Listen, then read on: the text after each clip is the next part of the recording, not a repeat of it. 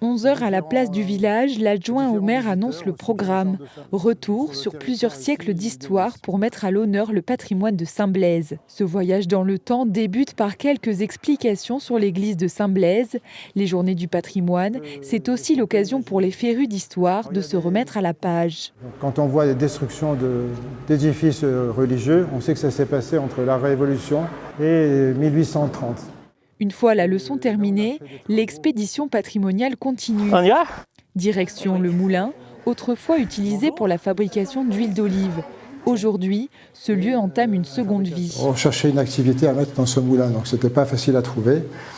On a eu des propositions d'antiquaires, on a eu des propositions de gens, mais bon, ça ne nous a pas tellement emballés. Le choix de la mairie se porte alors sur le travail de la terre. Jinan, potière en quête d'un nouvel atelier, occupe désormais les lieux. L'occasion pour elle de travailler. Dans un cadre unique, c'est une chance. Les visiteurs découvrent alors le travail de cet artisan. Une réussite pour les organisateurs de cette journée, heureux de partager le patrimoine de Saint-Blaise. C'est la richesse aussi de ce que ses ancêtres ont laissé sur notre terroir. Donc c'est notre identité, c'est notre histoire. C'est ce qu'on veut laisser aux générations qui suivent. En attendant les générations futures, le village dévoile sa dernière carte. Cet endroit, c'est le château de Saint-Blaise.